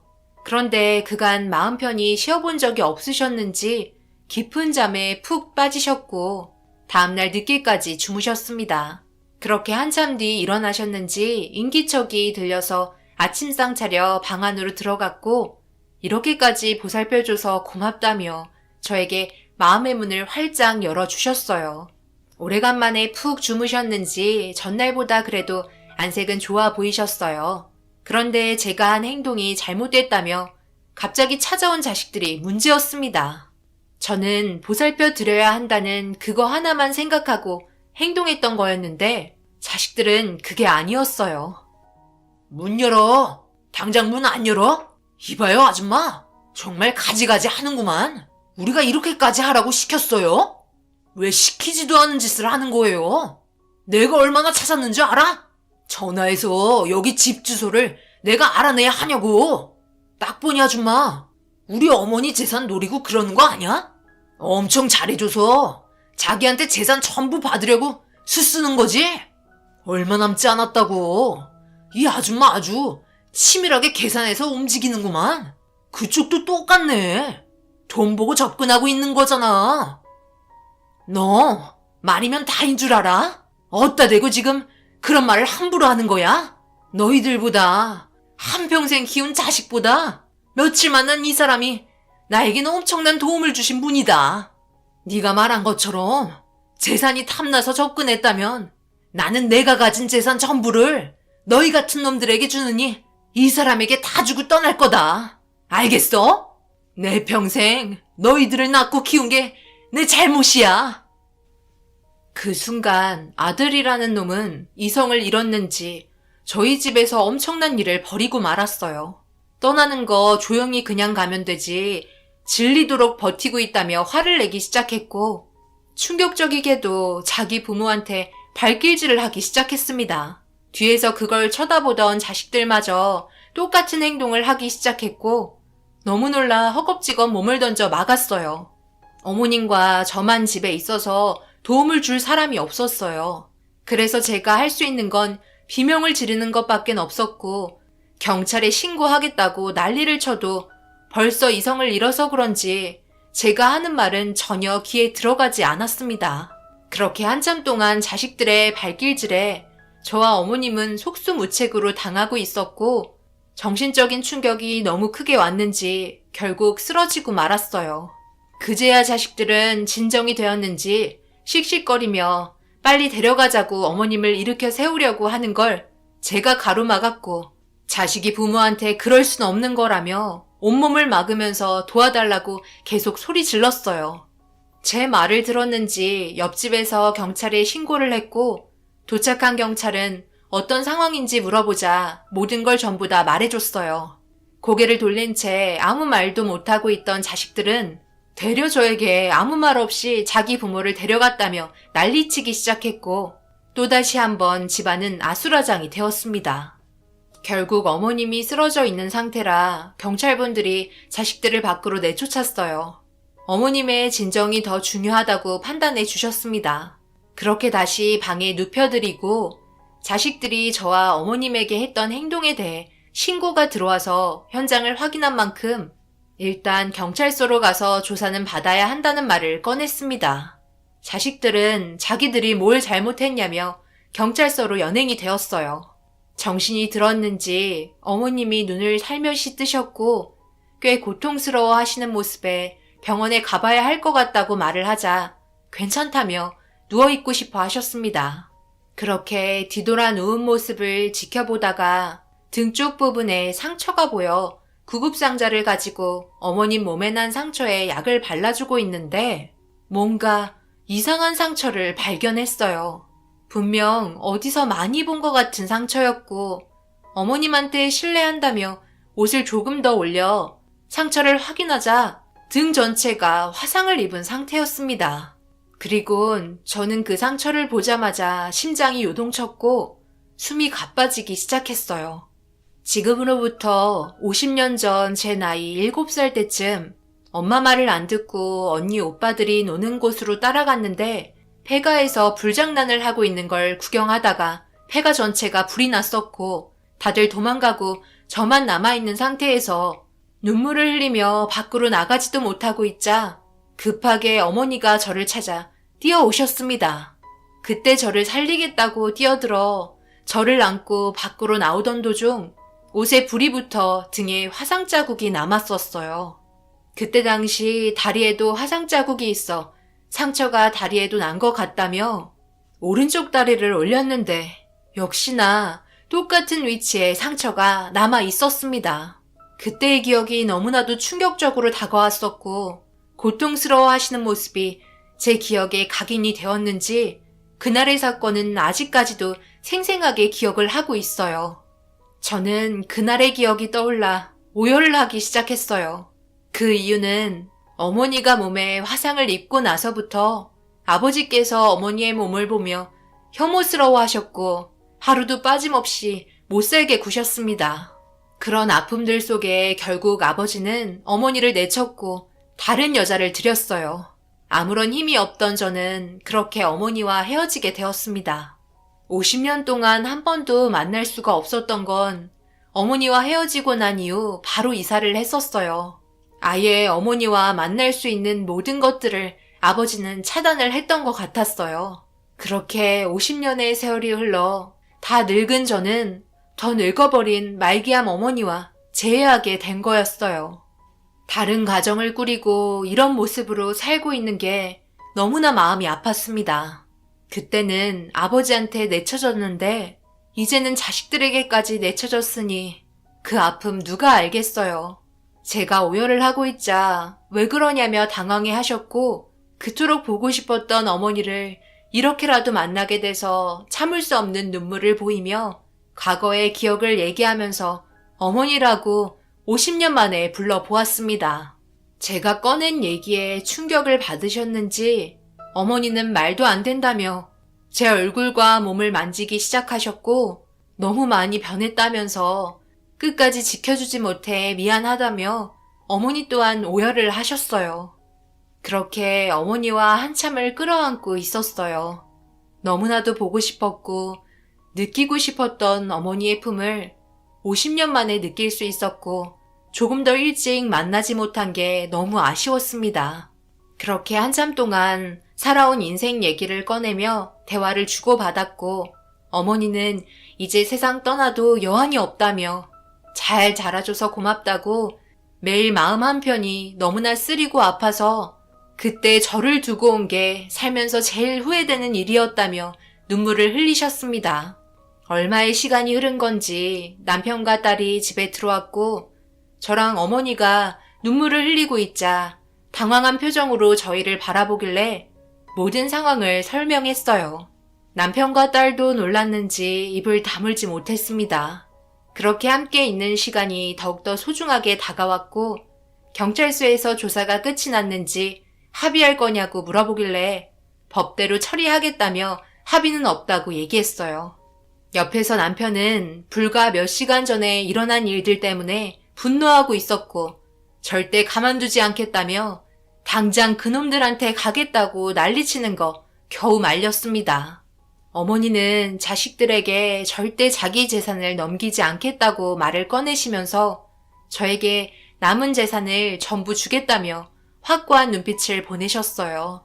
결국 이 문제가 점점 커지게 되었고 어머니의 몸 상태는 더욱더 나빠지게 되었습니다. 결국 모든 재산을 처분한 통장 하나를 저에게 주시면서 어머니는 세상을 떠나셨습니다. 혹시 몰라 유서까지 작성을 하신 상태로 제가 불리하지 않은 조건을 만들어 주셨어요. 자식들은 제가 어머니의 자식이었다는 거에 더 큰 충격을 받았어요. 의심이 많은 자식들은 유전자 검사 의뢰를 통해 모든 걸 확인했습니다. 결과적으로 전부 일치했고 그렇게 어머니의 장례를 치러드렸습니다. 아주 짧은 시간이었지만 어머니와의 그 시간은 저에게 너무나 행복했고 2번 다시 만나지 못할 것 같았던 그리움이 해소가 되었네요. 어머니의 재산이 저에게 들어왔지만 아직까지 그냥 가지고만 있습니다.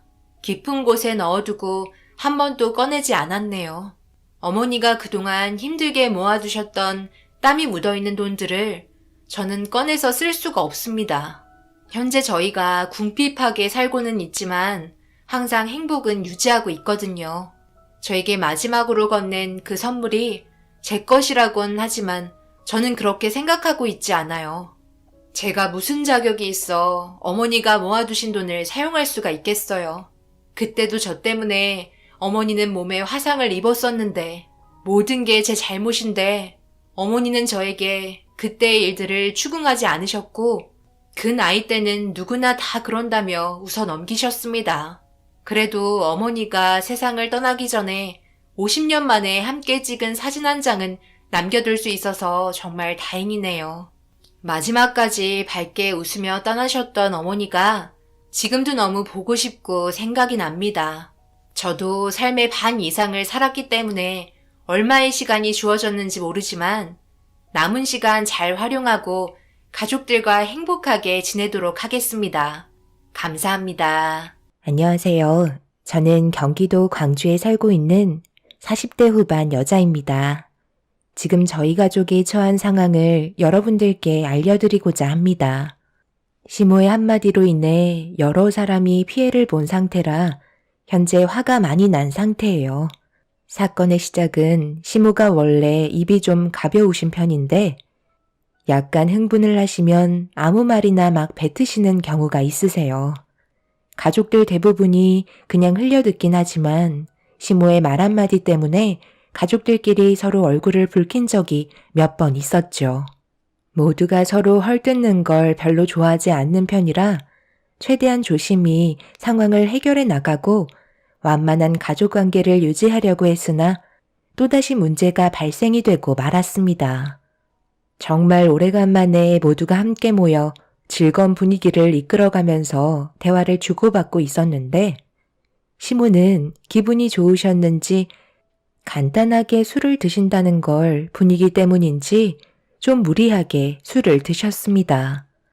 남편은 시모에게 건강을 생각해서라도 술을 그만 드셨으면 좋겠다고 얘기했는데 시모는 모처럼 한 가족이 모인 게 좋아서 그런 거라며 점점 더 술의 양을 늘리셨어요. 자주 있는 일도 아니라서 남편은 묵묵히 시모를 지켜보고 있었습니다. 그런데 갑자기 할 말이 있으시다며 저희를 집중시키셨고 진지한 표정으로 입을 여셨네요. 내 얘기를 잘 좀 들어봐라. 나도 이제 나이가 있고 몸도 점점 약해지는 걸 느끼고 있는 상황에서 하나둘 정리를 해야 될 것 같은데 일단 내가 가지고 있는 것부터 정리하고 싶은데 너희들 의견을 좀 들어보고 싶어서 이렇게 한자리에 모인 김에 내 생각을 얘기하마. 너희 아빠가 사고로 세상을 떠나면서 남겨두고 간 재산이 얼마나 되는지 너희들도 대충은 알고 있을 거다. 그동안 이 재산을 어떻게 할지 정말 고민이 많았거든.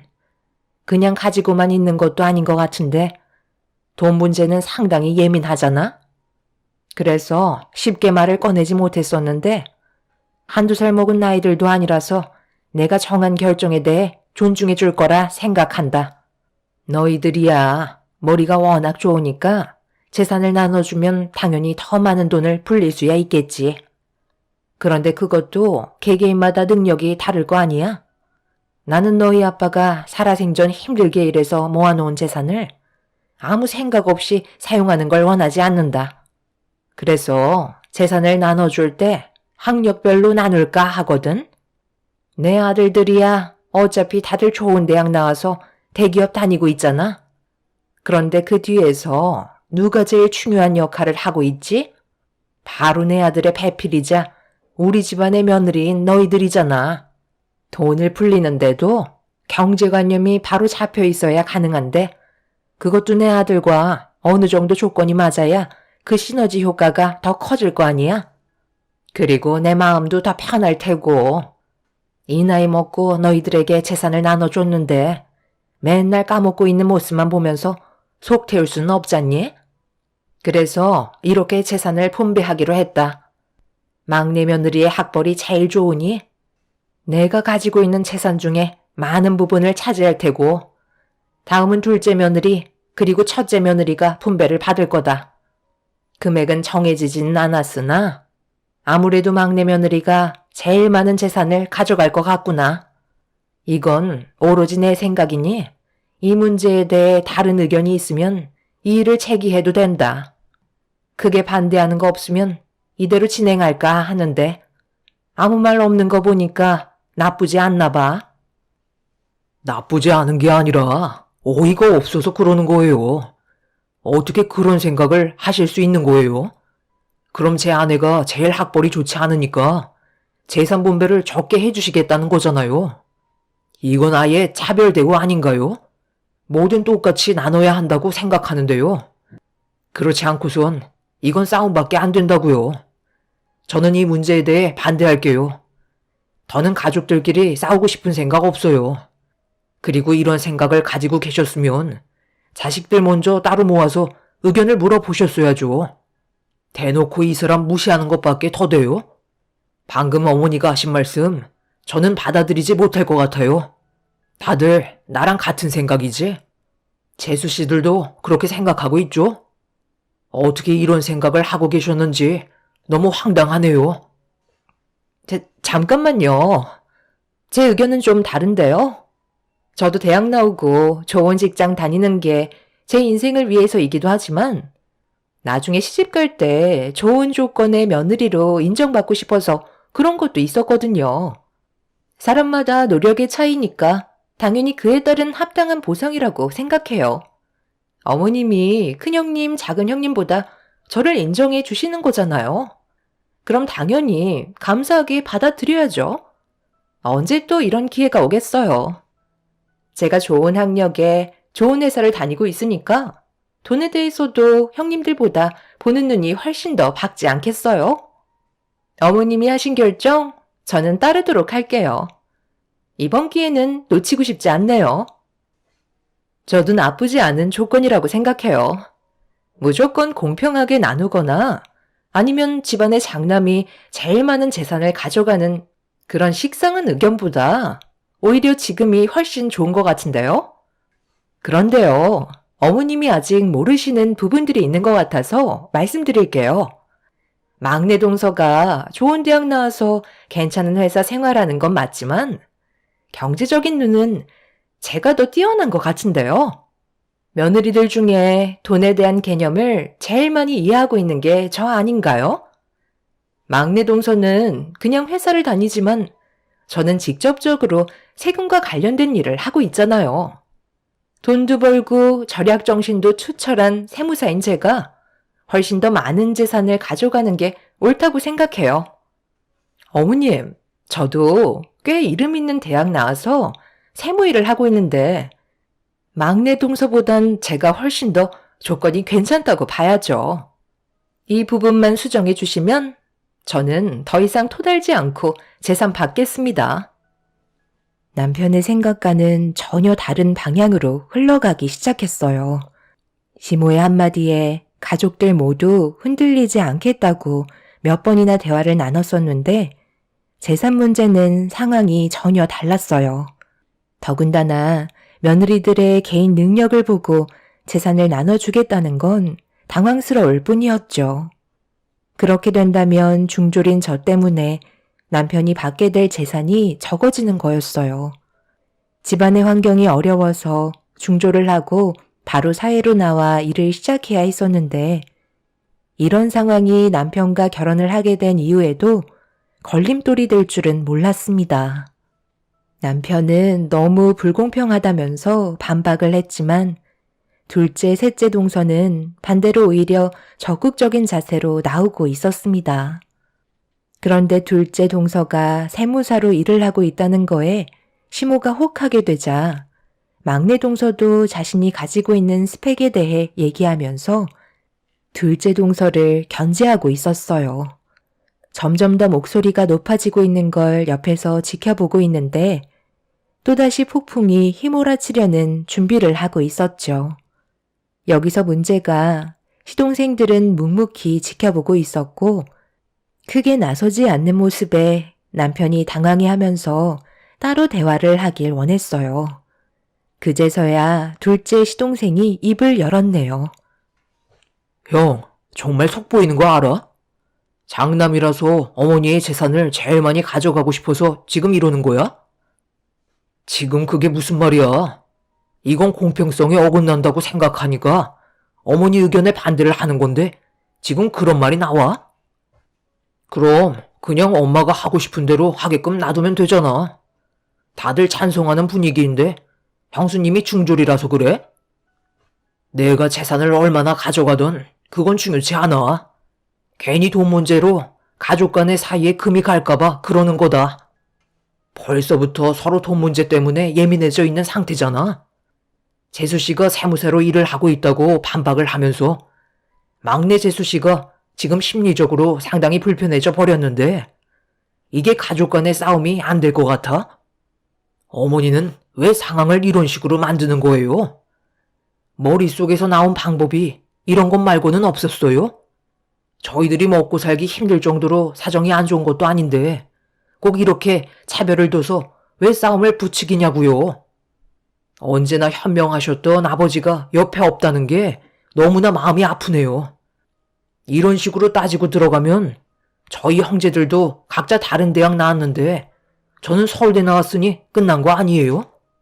서울에서 제일 좋은 대학인데 아무리 이 사람이 중졸을 나왔어도 형제간 학력으로 봐야 하는 거죠. 내가 앞서 얘기했잖아. 너희들은 그렇게 중요하지 않다니까. 실질적으로 돈 관리는 누가 하고 있니? 전부 며느리들이 하고 있는데 한두 푼도 아니고 꽤 많은 재산을 무턱대고 맡긴다는 건 문제가 있는 거지. 그래서 이런 식으로 기준을 정한 거기 때문에 더 이상 토달지 마라. 둘째, 셋째 너희들은 내가 조금 더 생각해보고 결정하도록 하마.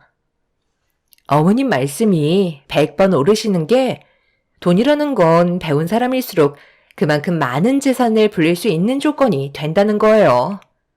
그런데 큰형님은 중졸밖에 안 나오셨으니 당연히 경제관념이 떨어질 수밖에요.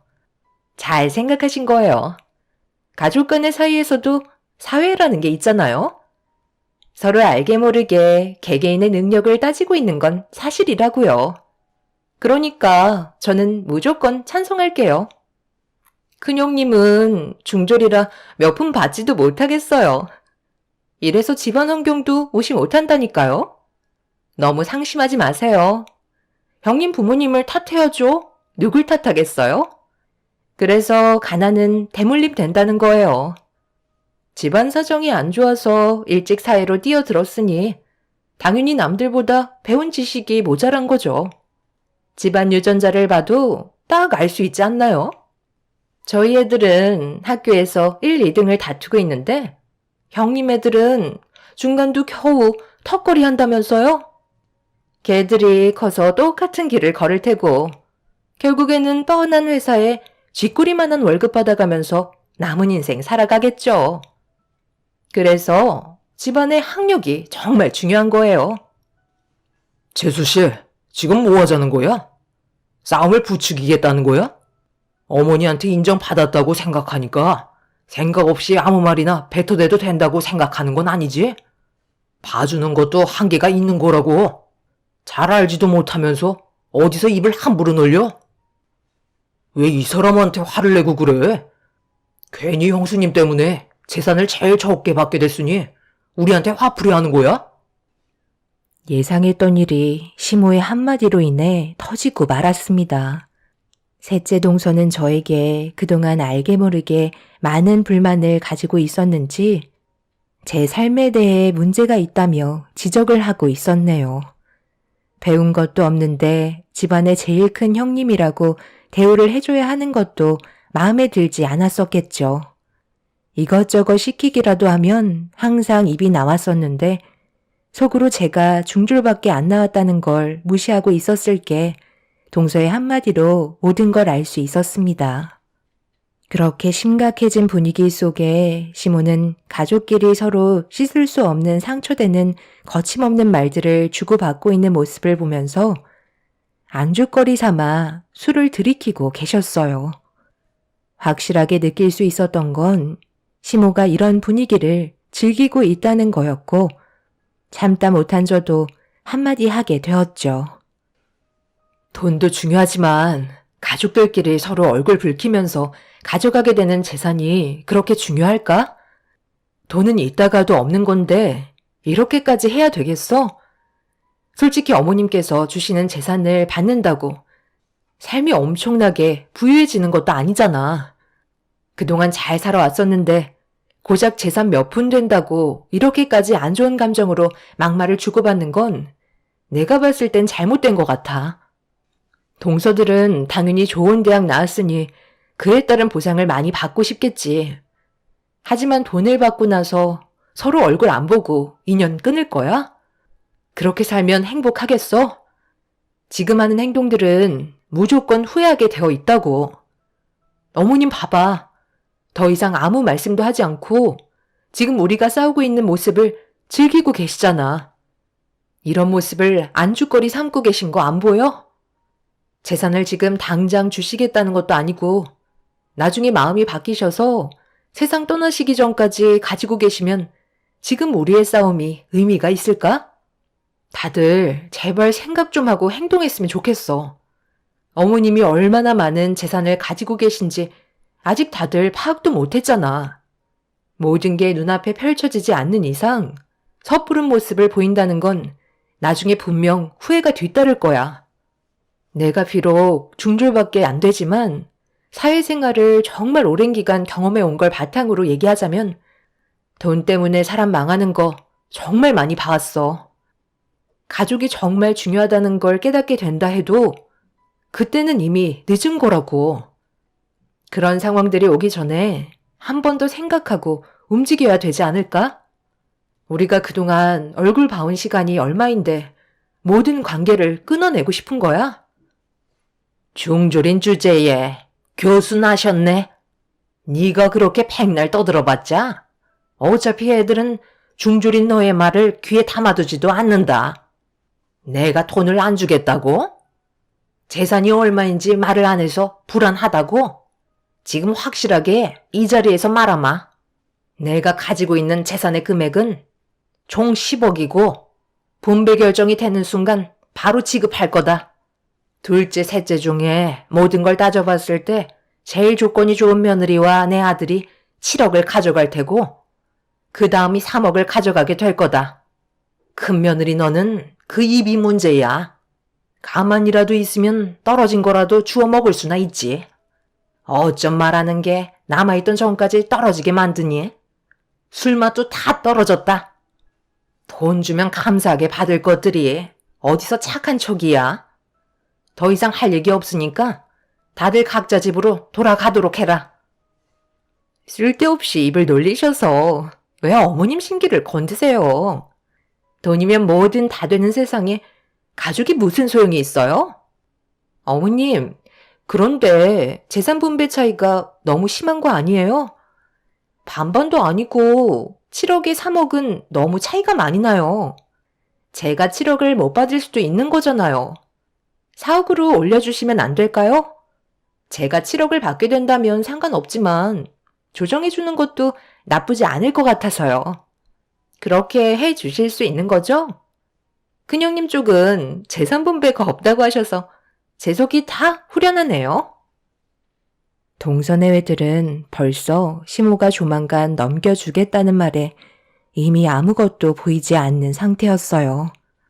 이런 심각한 와중에 남편은 아무 말도 하지 않고 시모를 지켜보고 있었습니다. 그리고 자리에서 일어나 저보고 집으로 돌아가자며 제 팔을 붙잡고 자리에서 일으켜 세웠어요. 그렇게 저희는 먼저 집에 들어와 진정되지 않은 기분을 가라앉히기 위해 노력하고 있는데 찬물을 들이킨 남편이 무언가 심각한 고민에 빠져 있는 듯 보였습니다. 그 속을 알 수는 없었지만 들춰보고 싶지도 않았습니다. 혼자만의 생각이 필요해 보였거든요. 그렇게 며칠의 시간이 흐르는 동안 집안 분위기는 조용했고 아무 일도 일어나지 않고 있었어요. 그렇게 한 달의 기간이 지났을 때 시모는 남편에게 연락을 취했고 또다시 한자리에 모이게 됐는데 한 달 전과 비교했을 때 분위기는 더욱더 무거워진 상태였죠. 이미 서로 각자의 마음의 문이 닫혀 있는 게 보였습니다. 가족 모두를 한자리에 모은 이유는 재산 분배 결정이 돼서 발표를 하려고 부른 거였어요. 내가 그동안 정말 진지하게 생각하고 결정을 한 거니? 아무도 토를 달지 않았으면 좋겠다. 제일 많은 재산을 분배받게 될 아들은 둘째고 나머지는 막내 아들이 가져가게 될 거다. 그리고 집안의 장남인 너는 땡전 한 푼도 없다. 어머님, 그런데 저희가 왜 두 번째로 밀렸는지 알 수 있을까요? 정하신 기준이 있으실 거 아니에요. 둘째 며느리가 그래도 세무사 일을 하고 있잖니. 그럼 돈에 대한 이해도가 아무래도 막내 며느리 너보다는 훨씬 더 높지 않겠어? 그래서 결정한 거니 더 이상 아무 말도 하지 마라. 둘째 며느리는 저번에 얘기했던 대로 7억을 가져갈 거고 막내 며느리 집안은 3억을 가져갈 거다. 그런데 한 가지 조건이 있다. 앞으로 나는 둘째 며느리 집에서 지낼까 하는데 괜찮지? 7억을 주는데 이 정도는 해줄 수 있잖아. 자식이 셋이나 있는데 나 혼자 집구석에 처박혀 사는 게 얼마나 외롭고 힘든지 아니? 이런 건 내가 말을 안 해도 먼저 같이 살자고 물어봐야 하는 건데 어쩜 자식들이 하나같이 자기 밥그릇만 챙기게 바쁜 거야? 내 아들은 불만이 없을 것 같고 둘째 며느리 너는 어떻게 생각하니? 7억 받아야지. 어머님, 그건 저번에도 아무런 말씀이 없으셨던 거잖아요. 갑자기 결정을 하라고 하면 제가 많이 당황스럽죠.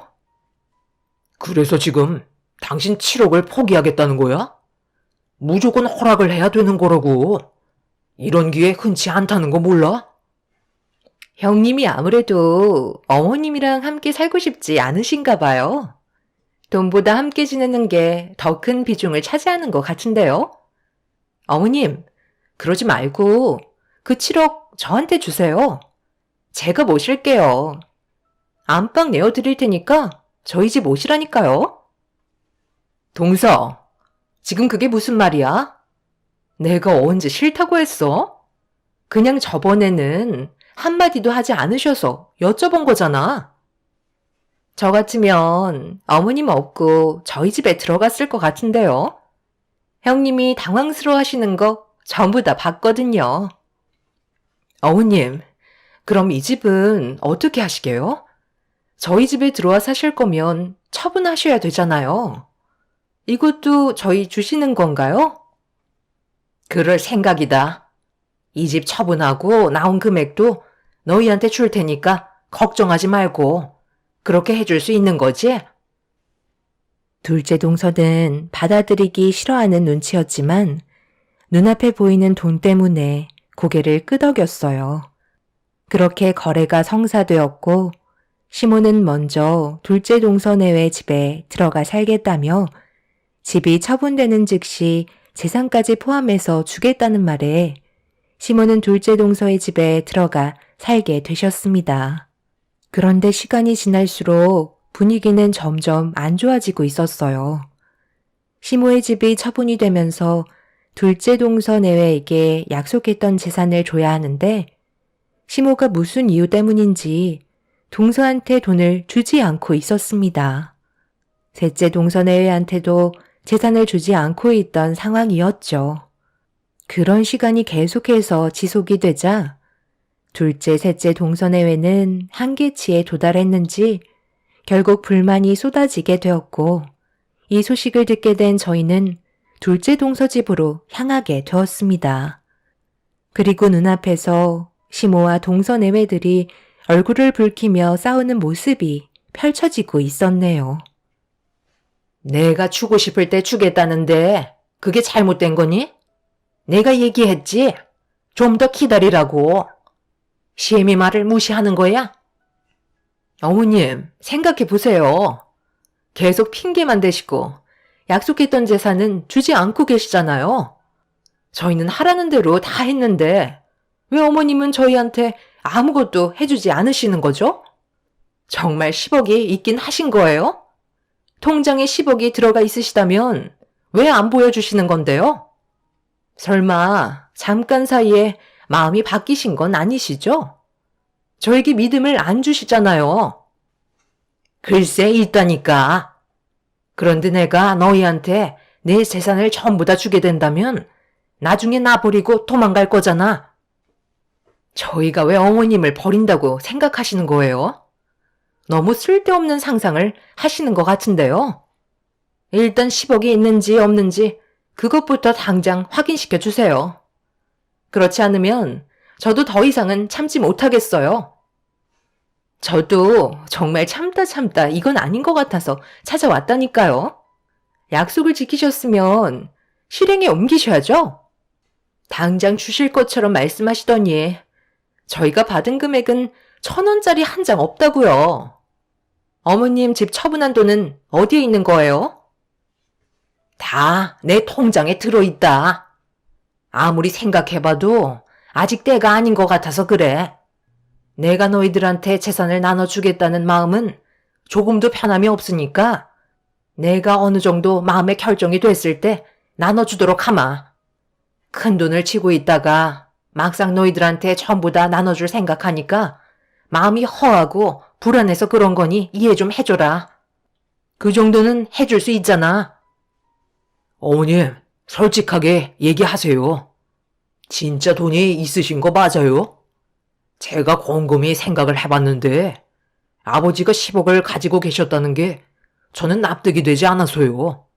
저희 가족이 그렇게까지 많은 돈을 쥐고 있었다는 걸 전혀 알지 못했었거든요. 있다니까. 내가 나중에 보여준다고. 그러니 이제 그만들 하고 밥이나 먹으러 가자. 둘째 며느리가 재산 안 준다고 이젠 밥까지 굶긴다니까. 내가 얼마나 서운한지 아니? 사람을 이렇게 못 믿어서야 되겠어? 일단 외식이나 하러 가자. 어머님, 이 사람이랑 저번에 대화를 좀 나눴었는데요. 솔직하게 얘기해 주세요. 10억이라는 재산 없으신 거 맞죠? 아버님께서 살아생전에 그렇게까지 많은 돈을 가지고 계셨다는 걸 이 사람은 전혀 알지 못했었대요. 누구보다 이 사람이 아버님이랑 제일 가까운 사이였잖아요. 그리고 저희가 알지 못하는 재산을 가지고 계신다면 보여주실 수 있는 거 아닌가요? 그래야 불만들이 쏟아져 나오지 않죠. 혹시 저희들한테 거짓말 하신 건 아니시죠? 이런 식으로 나오시면 누가 믿겠어요? 내가 있다면 있는 거지. 어디서 지금 의심하는 거야? 다들 내 재산 안 가지고 싶어? 보여주면 되는 거지? 그럼 더 이상 아무 말도 하지 않는 거다. 너희들의 눈빛이 너무 무서워서 내가 별의별 생각이 다 들어가. 그래서 쉽게 내놓지 못했었다. 시몬은 10억이 들어있는 통장을 가져오겠다며 방으로 들어가셨어요. 그런데 한참이 지나도 밖으로 나오지 않으시길래 점점 사태는 심각해졌고 둘째 시동생이 열쇠를 가져와서 문을 여는 순간 시몬은 가방을 움켜쥔 채 저희를 경계하고 있었어요. 둘째 시동생은 화가 머리끝까지 올라왔는지 시모의 품에 있던 가방을 뺏었고 안에 있던 내용물을 탈탈 털었는데 통장 하나가 바닥으로 떨어졌습니다. 그런데 시동생이 통장을 펼치는 순간 사색이 든 얼굴로 손을 떨고 있었고 둘째 동서가 급하게 달려가 통장을 뺏어 들어 확인을 하는 순간 그 자리에 털썩 주저앉아 버렸네요. 시모의 통장에는 10억이 아닌 10만 원이 찍혀 있었습니다. 어디에도 10억이라는 금액은 통장에 기록이 되어 있지 않았어요. 시모의 말이 거짓이었다는 게 밝혀진 순간이었죠. 둘째 동서는 화가 머리끝까지 올라왔는지 시모에게 당장 나가라며 소리를 질렀지만 시모는 끝까지 방에서 나가려 하지 않았습니다. 남편은 다들 침착하라고 화를 내더니 시모에게 다가가 집을 처분한 돈은 어떻게 했냐고 여쭤보자 시모는 입을 꼭 닫은 채 아무 말도 하지 않고 있었어요. 남편은 무슨 상황인지 알려줘야 도와줄 거 아니냐며 침착하게 대화를 풀어나가려 하자 시모가 조심스럽게 입을 열었습니다. 그리고 입 밖으로 나온 한마디에 가족 모두 경악을 하고 말았네요. 시모는 동네 지인들과 여행을 하던 도중에 카지노에 잠깐 발을 들인 적이 있었는데 번쩍거리는 조명과 함께 여러 가지 놀 것들이 많아 한참 동안 재미를 보다가 그 유혹에 벗어나지 못해 자신도 모르게 가지고 있던 재산을 전부 다 태워버렸다는 충격적인 말을 듣게 되었어요. 그리고 시모는 덜덜 떨리는 손으로 안주머니에서 통장 하나를 꺼내 들었고 그걸 내보이는 순간 저희 가족 모두는 그 자리에서 주저앉고 말았네요. 시모는 정말 10억이라는 재산이 있었는데 저희한테 재산을 나눠주겠다는 말을 하기 전에 벌써 돈을 조금씩 써가기 시작했어요. 그런데 돈을 찾는 액수가 점점 커졌고 결국 모든 돈이 바닥이 나게 되자 시모는 살고 있던 집을 처분하기로 생각했던 거였죠. 그래서 이런 말도 안 되는 거짓을 꾸며오고 계셨던 거였어요. 집을 처분한 돈으로 카지노에 털어버린 시모는 둘째 동서네의 집에서 얹혀 살면서 이러지도 저러지도 못하는 상황이었네요. 결국 이 사실이 전부 밝혀지자 둘째 시동생은 시모를 집 밖으로 내쫓아 버렸고 막내 동서네는 급하게 자리를 피해 버렸습니다. 아무것도 없이 빈털터리가 되어버린 상태에서 남편에게 도움을 요청하는 모습을 지켜보고 있는데 너무 어이가 없어서 말도 안 나오더라고요. 그 많은 재산을 전부 다 흥청망청 써버렸다는 거에 저희도 기운이 빠져버린 상태였죠. 둘째 동서는 시모에게 2번 다시 찾아오지 말라며 문을 강하게 닫아버렸고 시모는 아무 말 없이 저희를 따라왔습니다. 결국 장남인 남편이 시모를 모시게 될 상황이 생겨버린 거죠. 이런 상황 속에 남편은 여러 가지 고민을 하는 듯 보였는데 어느 날 저녁 저에게 대화 좀 하자면서 저를 거실로 불렀어요. 그런데 명함 한 장을 쥐어주더라고요. 뭔가 싶어 자세히 보니 사단법인 정신의료기관이라고 적혀 있었습니다. 처음 보는 명함을 저에게 왜 줬는지 알 수 없어서 남편을 멀뚱히 쳐다보고 있는데 저에게 그동안의 고민거리를 털어놓았고 너무 놀라 급하게 안방에 보석함을 열었는데 텅텅 비어 있었습니다. 여기에 있던 우리 금품들 다 어디 갔어? 설마 우리가 외출한 사이 어머님이 여기에 있는 것들 전부 다 가져가서 팔으신 거야? 그러기 전에 내가 미리 숨겨놨어. 어제 잠깐 당신이랑 외출하고 나서 집으로 들어왔을 때 어머니가 집 청소를 하고 계셨잖아. 그런데 금품함을 뒤적거린 흔적이 보이더라고. 혹시 몰라 어머니한테 여쭤보니까 계속 발뺌하길래 나중에 돈을 드린다니까 그제서야 주머니에 있던 우리 결혼 반지를 꺼내시더라. 그래서 내가 금품함에 있던 귀중품들 전부 다 숨겨놨어. 아무리 생각해봐도 어머니는 치료를 받으시는 게 좋을 것 같아.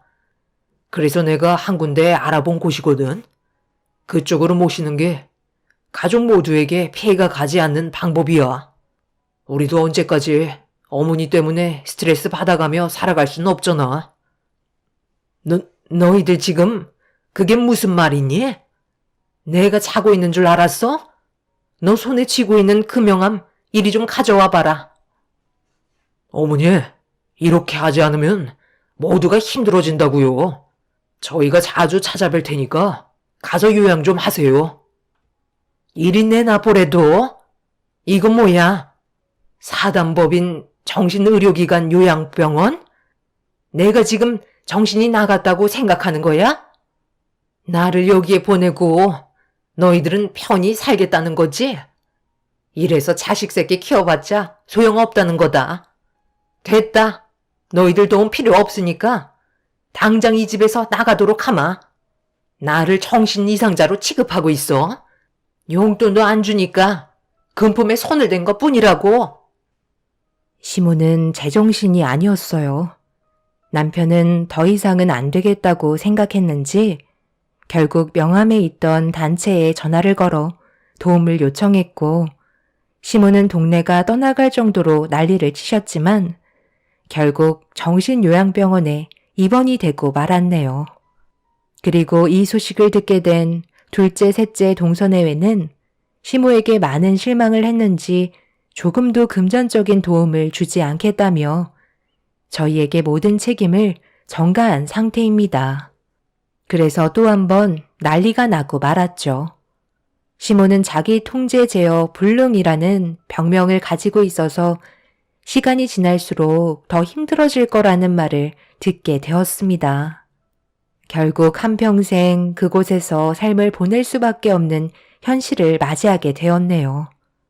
시모 때문에 집안 전체에 불화가 생겼고 현재 다들 등을 돌린 채 살아가고 있습니다.